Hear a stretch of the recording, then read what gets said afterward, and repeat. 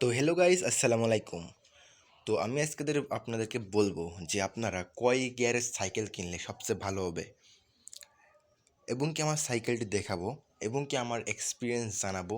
এই 5 বছরের এক্সপিরিয়েন্স যেটা আমি সাইকেল চালানোর পর বুঝতে পারছি যে কয় গিয়ারের সাইকেল কিনলে সবচেয়ে বেশি ভালো হবে। তো আপনারা জানতে সম্পূর্ণ ভিডিওটা দেখবেন। তো আপনারা প্রথমে সাইকেলটা অবজার্ভ করবেন যে সাইকেলটার সাসপেনশন এই জায়গায় ঝালাই আছে নাকি, এই জায়গায় ঝালাই থাকলে খুলে যেতে পারে। সাইকেলের সাসপেনশনটা কীরকম দামি এরকমটা দেখবেন, মানে সাইকেলটা দেখবেন, এলোবডি সাইকেলটা দেখবেন। এখন সব কিছু দেখার পরে অনেকেই কেনে 8 গিয়ারের সাইকেল, অনেকেই কেনে 7 গিয়ারের সাইকেল পিছনে, অনেকেই আবার 13-14 গিয়ারের কেনে। তো আপনারা কোন গিয়ারেরটা কিনবেন যাতে পাসপোর্টটা অতি সহজে পাওয়া যায়? আপনারা জানেন গিয়ার সাইকেলের পাসপোর্টটা অতি সহজে বাংলাদেশে পাওয়া যায় না।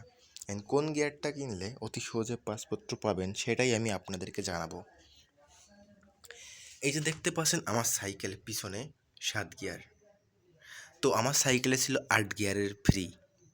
এইটাকে বলে কেসেট বা ফ্রি। কেসেট বলে যেগুলো ফ্রি থাকে না, আর এটা ফ্রি আর কেসেট একসাথে।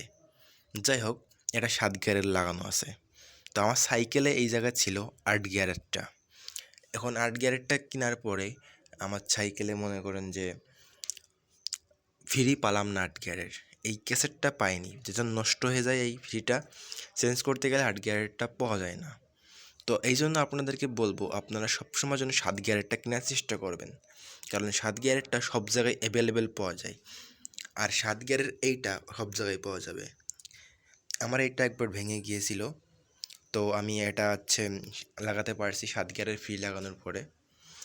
তো আপনারা যদি আমার মতো মনে করেন ভুল করেন 8 গিয়ারেরটা কিনে ফেলেন পিছনে, তাহলে মনে করেন যে ফ্রি নষ্ট হয়ে গেলে এখানে 8 গিয়ার থাকবে, তখন ঝামেলা হবে। তো এখানে যদি 8 গিয়ার থাকে আর এখানে যদি 7 গিয়ার থাকে, তাহলে কত বড় ঝামেলা হতে পারে, এইটা আপনাদেরকে মাথায় রাখতে হবে। এই জন্য গিয়ার কেনার আগে সবসময় 7 গিয়ার।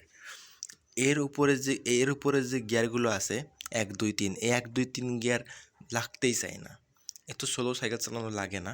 এটা শুধু পাহাড়ে ওঠার জন্য লাগে এই তিনটা, আর স্ট্যান্ড করার জন্য, তাছাড়া লাগে না এসছে বড়।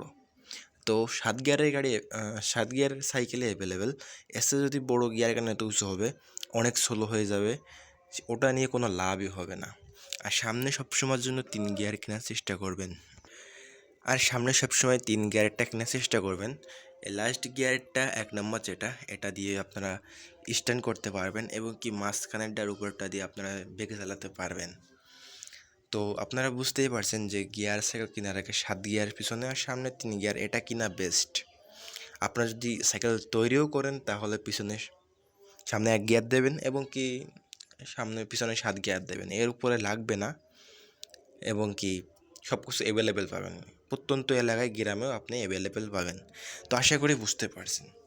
আর আমার চ্যানেলটায় লাইক কমেন্ট এবং কি সাবস্ক্রাইব করেন। আমি এই প্রথম লাইক কমেন্ট সাবস্ক্রাইব চাচ্ছি, কারণ এর আগে চাইনি বলে আমার সাবস্ক্রাইব এবং কি লাইক কমেন্ট আসতেছে না।